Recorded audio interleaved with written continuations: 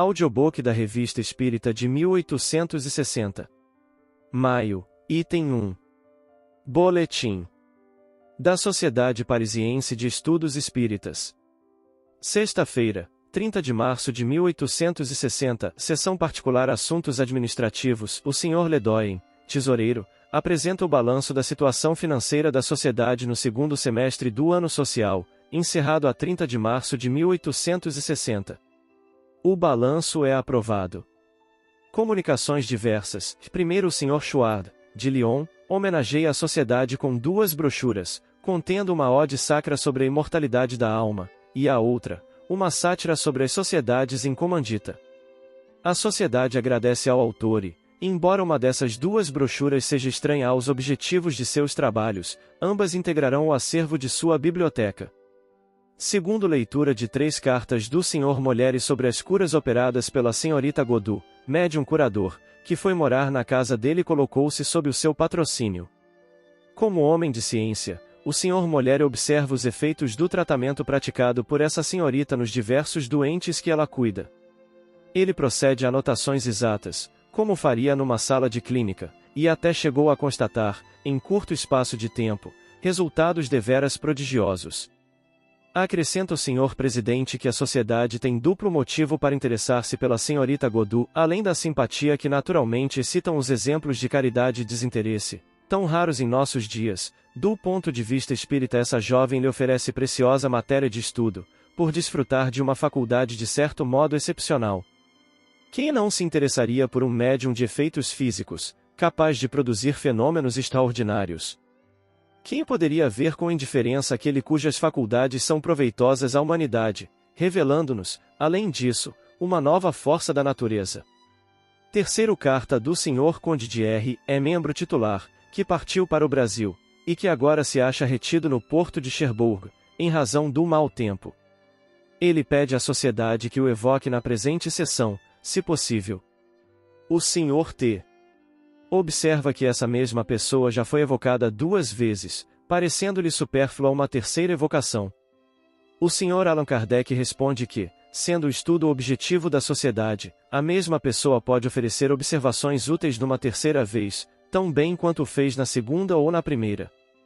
A experiência, aliás, prova que o espírito é tanto mais lúcido e explícito quanto mais frequentemente se comunica e, de certo modo, se identifica com o médium que lhe serve de instrumento. Não se trata aqui da satisfação a um capricho ou da vã curiosidade. Em suas evocações, a sociedade não procura consentimento nem divertimento, ela quer instruir-se. Ora, encontrando-se o Sr. de R. numa situação completamente diferente daquela em que foi evocado, pode ensejar novas observações. Consultado sobre a oportunidade de tal evocação, São Luís responde que ela não poderia ocorrer naquele momento. Estudos. Primeiro são obtidos 2 ditados espontâneos, um de São Luís, pela Srta. Wade, e outro de Charlotte, pelo Sr. Didier Filho. Segundo, perguntas diversas dirigidas a São Luís sobre o espírito que se comunicou espontaneamente na última sessão sob o nome de Being, através da Srta. Boyer, e que revelou a intenção de semear a perturbação e a discórdia e de ter interferido em diversas comunicações. Das respostas obtidas resulta um ensinamento interessante sobre o modo de ação dos espíritos uns sobre os outros. Terceiro, o Sr. R. propõe a evocação de um de seus amigos, desaparecido desde 1848 e do qual não se teve mais notícias. Considerando-se o avanço das horas, tal evocação foi adiada para a próxima sessão.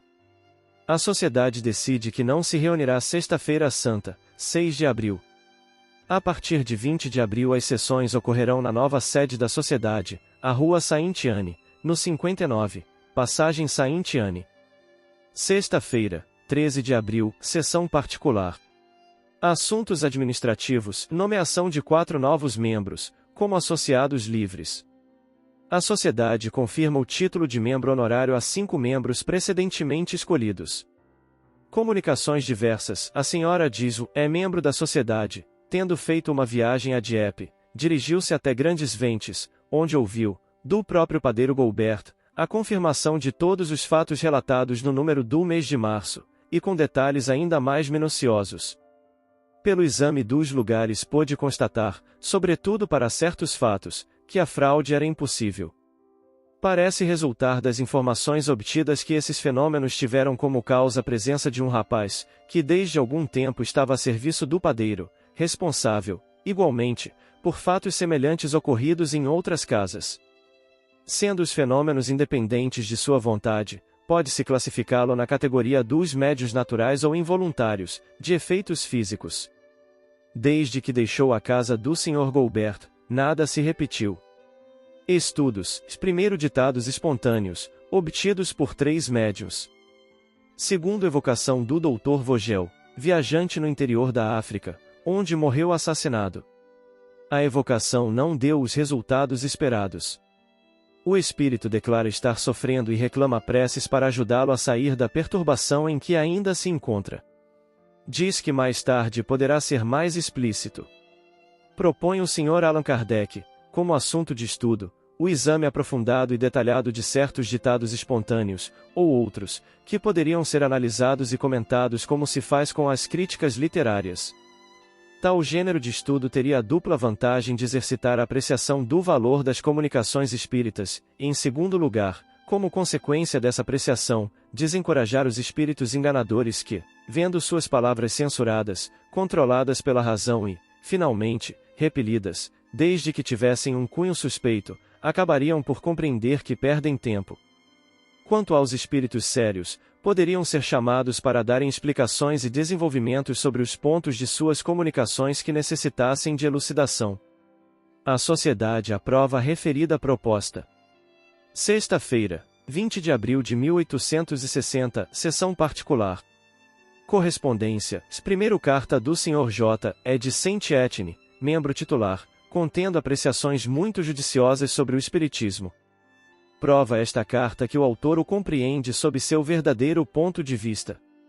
Segundo carta do Sr. L. E. Operário de Troyes, contendo reflexões quanto à influência moralizadora da doutrina espírita sobre as classes trabalhadoras. Convida os adeptos sérios a se ocuparem da propaganda em suas fileiras, no interesse da ordem, nelas visando reanimar os sentimentos religiosos, que se extinguem, dando lugar ao ceticismo, que é a chaga de nosso século e a negação de toda a responsabilidade moral. Esses dois senhores já declararam em outras cartas jamais terem visto algo em matéria de espiritismo prático, mas nem por isso estarem menos convencidos, em razão do alcance filosófico da ciência. O presidente chama a atenção a esse respeito lembrando que diariamente tem exemplos semelhantes, não da parte de pessoas que acreditam cegamente, mas, ao contrário, daquelas que refletem e se dão ao trabalho de compreender. Para estas a parte filosófica é o principal, porque explica o que nenhuma outra filosofia resolveu, o fato das manifestações é acessório. Terceiro carta do Sr. Dumas, de Sétif, Argélia, membro da sociedade, transmitindo novos detalhes interessantes sobre fatos cujos resultados testemunhou. Cita principalmente um jovem médium, que apresenta um fenômeno singular, qual seja, o de entrar espontaneamente, e sem ser magnetizado, numa espécie de sonambulismo, toda vez que se deseja fazer uma evocação por seu intermédio, e nesse estado escrever ou ditar verbalmente as respostas às questões propostas. Comunicações diversas. Primeiro a senhora R. E. do Jura, membro correspondente da sociedade, transmite um fato curioso que lhe é pessoal.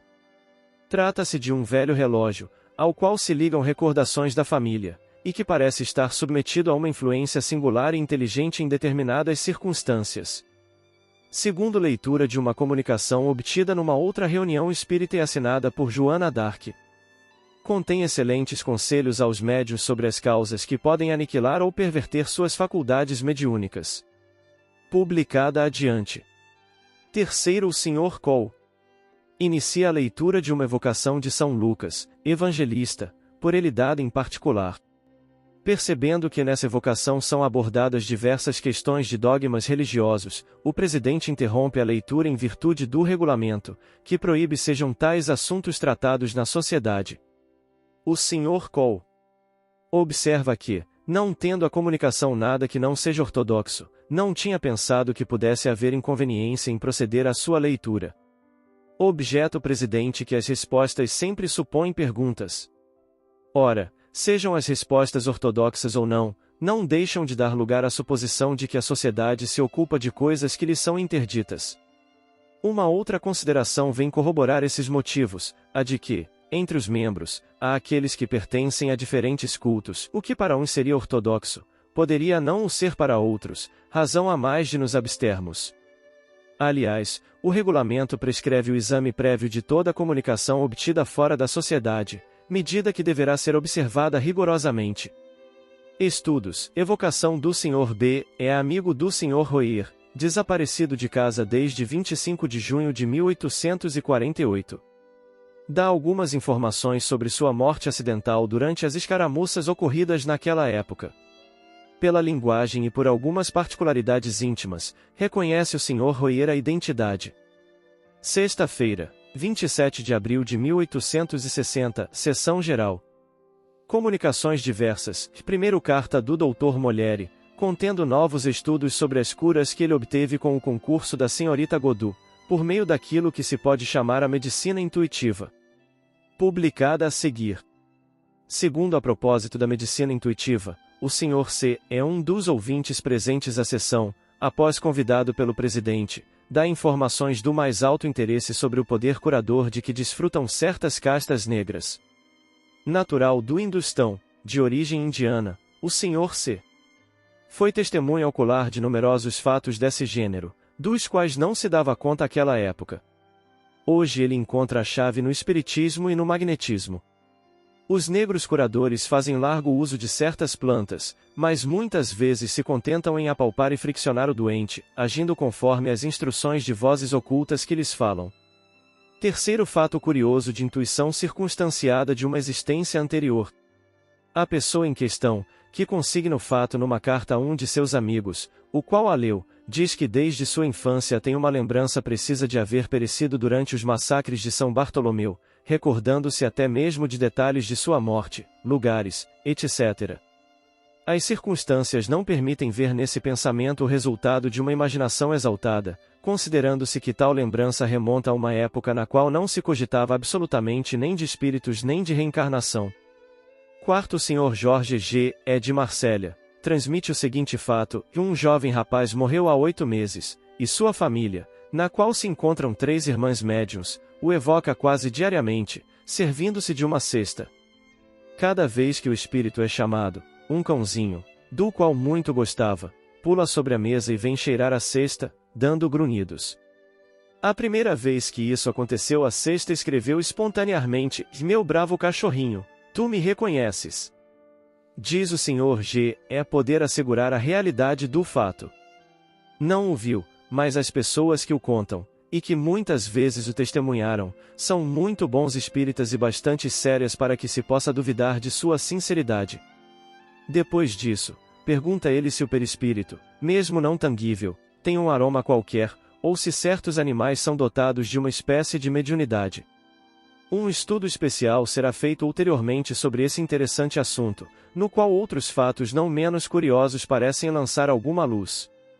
Quinto, constatação de um espírito mau, trazido a uma reunião particular por um visitante, donde se pode deduzir a influência exercida pela presença de certas pessoas, em determinadas circunstâncias. Sexto, leitura de uma evocação particular, feita pelo Sr. Allan Kardec, de uma das principais convulsionárias de Saint Médard, falecida em 1830, e em presença de sua própria filha, que pôde constatar a identidade do espírito evocado. Tal evocação apresenta, sob diversos pontos, um alto grau de ensino, emprestando um interesse particular às circunstâncias em que foi feita. Publicada adiante. Estudos. Primeiro ditado espontâneo obtido por intermédio da Sra. P. Segundo, evocação de Stevens, companheiro de George Brown.